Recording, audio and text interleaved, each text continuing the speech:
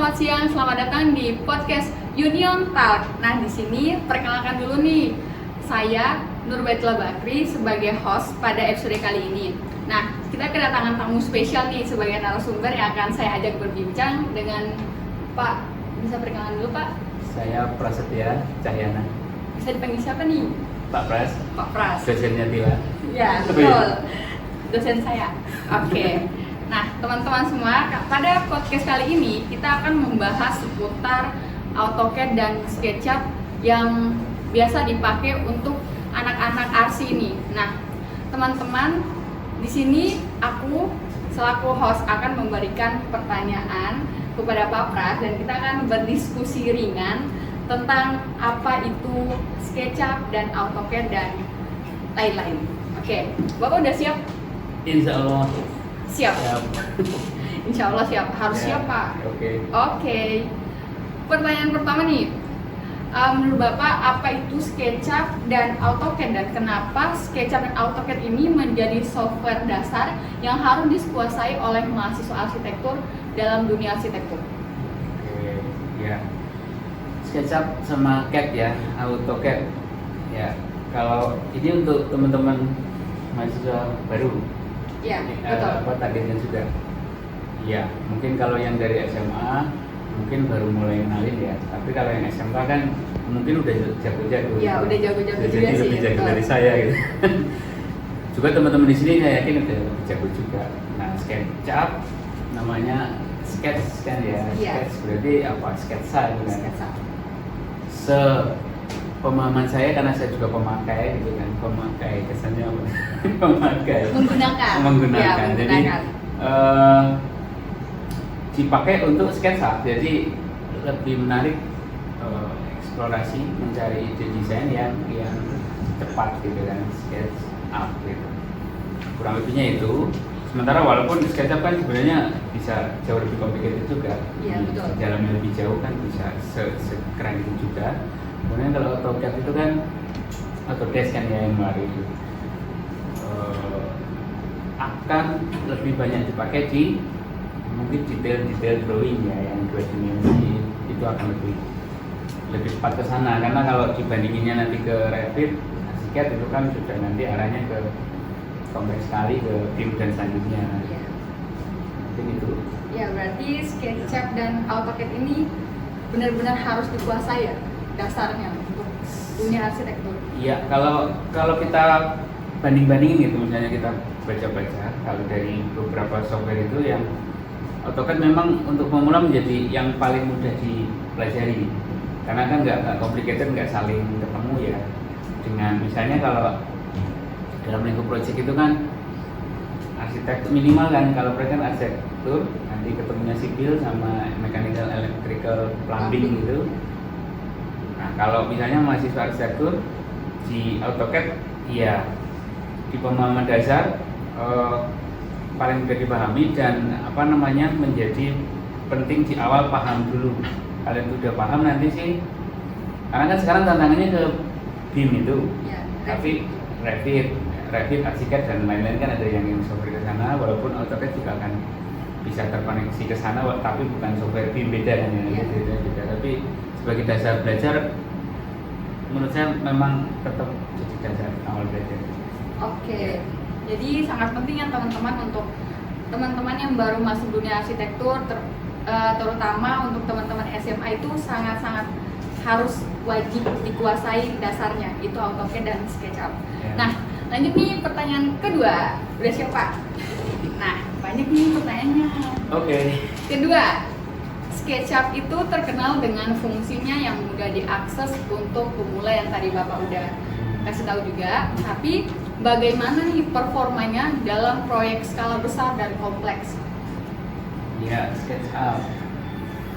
SketchUp kalau di pembelajaran ini ya di kampus itu sudah sangat cukup untuk eksplorasi desain bahkan sampai detail sih kan. Itu pun ketika diekspor menjadi 2 dimensi pun nanti akan kombinasi apa nyambung dengan CAD itu juga sudah sangat nyambung ya atau kompatibel gitu. Semudah itu bahkan sampai detail banget. SketchUp ya. Kemudian kalau di skala project besar, saya rasa SketchUp besarnya seberapa nih kira projectnya? Contoh nih kayak projectnya tuh pembangunan kampus, itu kan udah lumayan skala besar ya. Iya. Ini apa yang saya juga alami di misalnya ini sedang beberapa pekerjaan tuh 4 lantai, ada yang 5 lantai, 7 lantai, 10 lantai ada. Itu karena tim ini tidak menggunakan BIM, ya masih bisa. Gambar dasarnya SketchUp ternyata juga masih powerful, itu dipakai untuk semuanya untuk memahami, dan skala detailnya juga masih, ya saya rasa bisa gitu sampai di sana ya. Berarti SketchUp nih selain dari dasarnya itu memang performanya masih oke banget dan masih bisa bersaing untuk Revit juga ya. Tapi emang Revit tuh lebih kompleks juga. Tapi Ya. SketchUp masih bisa ke sana sih teman-teman. Ya. Oke. Lanjut. Pertanyaan ketiga. Wah, apa kita kasih yang susah-susah aja ya? Wah, bapaknya muter-muter nih. Udah singgah Mulai pusing udah tiga. Iya. Udah 3 pertanyaan selanjutnya. Pertanyaan ketiganya ini bagaimana AutoCAD dan SketchUp beradaptasi dengan tren desain terbaru seperti desain berbasis BIM yang tadi kita singgung sedikit terkait Revit juga, ArchiCAD, itu gimana menurut Bapak? Ya. Kalau dari sistemnya sendiri kan SketchUp dan CAD-nya pun sebenarnya bisa terkoneksi ke BIM. Dasar-dasar softwarenya kan memang gitu. Walaupun dari CAD itu bukan langsung menjadi objek, bahasanya gimana ya biar mudah, Langsung objek jadi. bukan menjadi objek yang diolah di BIM langsung, tapi kan dia menjadi dasar, bisa dilanjutin di Revit, ArchiCAD gitu. Demikian juga yang SketchUp. Nah, itu dicek ke sana, SketchUp pun sudah kompatibel ke BIM, tapi bukan software BIM. Iya. Tapi untuk pembelajaran awal, bukan awal juga sebenarnya. Sekarang gini, kalau diskusi yang lebih luas gitu ya, saya pernah baca jurnal. Oh nggak ada ya di sini. Jurnalnya ada diagram-diagramnya itu sebenarnya. Nanti bisa ditayangkan di edit. Bisa, mungkin diedit bisa ya, Ya. nanti tak kirim. Jadi mahasiswa UGM itu melakukan penelitian. Penelitiannya serius itu, jadi ada tabulasinya, ada statistiknya yang diolah benar gitu. Bagaimana mereka targetnya mahasiswa berapa ratus itu, hampir 300-an yang ditanya. Pemakaian software di bangku kuliah itu dari pilihannya adalah manual, SketchUp, CAD, Revit atau ArchiCAD yang BIM, itu berapa persen. Oh, jadi ada penilaiannya. Nanti di wawancara kamu pakainya apa. Nah yang menarik itu ternyata sekarang kan semuanya ngomong BIM gitu. Ternyata BIM belum sebesar itu juga lalu semuanya menjadi BIM. Nah jadi ternyata ada tahapan-tahapannya juga kan di dalam proses kita studio misalnya kan nggak langsung gambar detail, tapi ada eksplorasi di awal, brainstorming, gagasan awal konsep sampai ke alternatif desain untuk asistensi. Itu ternyata dominasinya masih manual. Nah, manual dan SketchUp di situ masuk. Nah, karena power juga dari hasil penelitian ini ya. Kemudian pada tahapan selanjutnya CAD itu yang lebih detail, CAD masuk di situ, ada presentasi yang cukup besar. Nah, kemudian ketika ngomong detail, apalagi kalau target kita ya di sini kan ada gambar-gambar teknis itu yang sering disebut detail engineering design itu. Nah itu CAD dan SketchUp masih sangat dominan juga di situ, tapi di situ prosentasenya BIM itu ada di situ. Ada cukup besar ininya, irisannya ya bagiannya.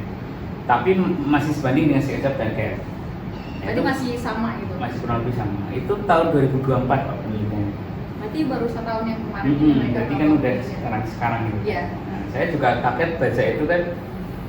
Oke, berarti semuanya kan udah ke arah BIM, tapi saya rasa belum lalu shifting ke sana dengan cepat rame-rame. Karena mungkin kalau kita sendiri juga BIM kan masih pengenalan awal gitu ya. Betul. Sementara di real project juga BIM itu belum yang ini ya, kecuali project pemerintah yang besar itu memang sudah mensyaratkan BIM, tapi belum menjadi kayak wajib atau apa. Wajib banget. Iya. Soalnya dari saya juga pribadi tuh merasa BIM itu salah satunya Revit ya. Itu kan udah dapet di semester yang lalu nih. Nah itu memang bisa dikomunikasikan dari AutoCAD juga. Tapi untuk BIM sendiri tuh ada teknisnya sendiri yang lebih detail gitu.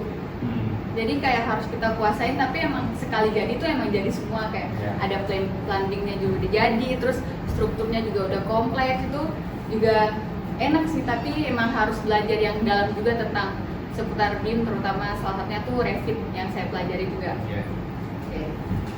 Wah, ini pembahasannya agak berat ya teman-teman semuanya. Jadi sebenarnya ini seru-seruan, cuman kita dengan Pak Pras ini.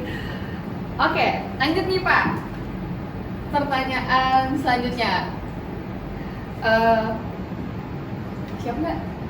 Oh iya. Selanjutnya nih. Terpaksa siap. Siap. Jangan terpaksa Pak. Oke, pertanyaan keempat. AutoCAD dan SketchUp biasanya digunakan dalam dunia desain nih. Yang tadi kita udah bahas banyak juga. Dalam situasi seperti apa keduanya bisa digunakan secara bersamaan?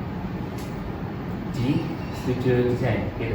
Ya, baik studio desain maupun dalam proyek skala besar yang udah Bapak lalui secara pribadi. Ya. Kalau saya pribadi itu masih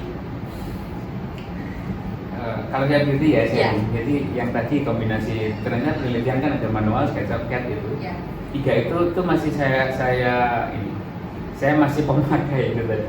Saya masih yang itu. Jadi sebelum mengeksplorasi di SketchUp itu kan sudah kita lihat, kita bisa langsung olah. Tapi untuk memancing ide itu akan jauh lebih cepat sketsa manual dulu kalau saya memancing ide. Kalau ya mungkin pernah ya. Di studio ya. Cerita jadi buku-buku saya pasti akan penuh coretan gitu. Nanti kalau sudah kayak dapat sesuatu itu baru itu mulai di SketchUp.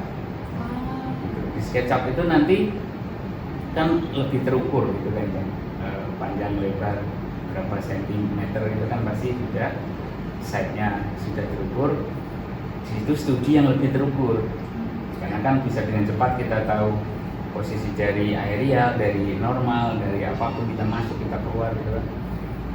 Yaitu kemudian selanjutnya ketika ini di project yang mau di project, sebelum itu didistribusi ke tim, karena ada tim struktur itu sendiri dengan timnya sampai ke draftingnya, MEP juga tim sendiri, tim arsitektur juga sendiri ke draftingnya. Pasti saya kerjakan dulu di gambar pokok selalu. Jadi dari SketchUp itu kan tampak pasti sangat cepat, potongan cepat, tapi potongannya diolah lebih teknis itu dengan CAD. CAD baru nanti didistribusi ke semua tim. Diekspor dari SketchUp ke AutoCAD. CAD baru di CAD yang lebih terukur lagi. Prosesnya sih gitu. Itu dipakai bersamaan berarti kan? Iya, berarti sama nih dari SketchUp ke AutoCAD, tinggal di detail lagi dari AutoCAD-nya sendiri. Oke. Berarti seputar AutoCAD dan SketchUp ini lumayan masih powerful juga, masih digunakan dan masih setara dengan BIM. Dan ya nggak setara sih. Masih bisa setaranya tuh dalam hal penggunaannya, masih banyak yang gunakan juga. Tapi untuk softwarenya mungkin yang lebih bagusnya tuh BIM ya. Dan teman-teman bisa untuk belajar dulu nih software yang paling penting tuh AutoCAD sama SketchUp. Nah, jika untuk mau belajar lebih lanjut terkait BIM, salah satunya Revit itu juga boleh. Nanti berarti dasarnya dulu ya Pak? Atau mungkin sebenarnya beda ini. Kalau saya melihatnya beda. Kalau SketchUp dan CAD itu, atau CAD itu sebenarnya lanjutannya sedikit. SketchUp itu kan untuk eksplorasi desain pasti dengan cepat. Kalau BIM itu, kalau kita akan ngomong tim yang sifatnya teknis, drafting sampai ke penyiapan detail engineering desain itu powernya ada di BIM. Tapi kalau pembelajaran kuliah menurut saya itu bukan di BIM-nya, bukan di sistem BIM-nya. Karena kalau BIM itu kan prosesnya akan lama, bukan tahapan eksplorasi. Sementara kalau kita studi kan mencari ide terus menerus. Konsep dulu, ide. Ya, konsep, ide, dan itu SketchUp itu sudah sangat, apalagi ini sekarang plugin segala macam ya kalian. Saya rasa sudah jauh lebih pintar dari saya itu bisa sekeren itu gitu dan secepat itu juga. Gitu sih. Lebih ceritanya lain lagi, menguasai sisi lain lagi yang perlu juga sih. Itu soal peminatan nanti. Oke. Pertanyaannya sudah habis, Pak. Sudah? Iya. Jadi hanya 4 pertanyaan saja. Jadi terima kasih juga kepada Pak Pras sudah meluangkan waktunya, dan teman-teman juga, untuk teman-teman yang menonton podcast kali ini, semoga ini menjadi bahan dasar pembelajaran bagi yang baru masuk dunia arsitektur. Dan siang hari ini mungkin Pak Pras juga ada kegiatan lainnya, teman-teman. Jadi dari saya dan juga Pak Pras mohon undur diri, dan wassalamualaikum warahmatullahi wabarakatuh. Bye bye semuanya. Terima kasih. Terima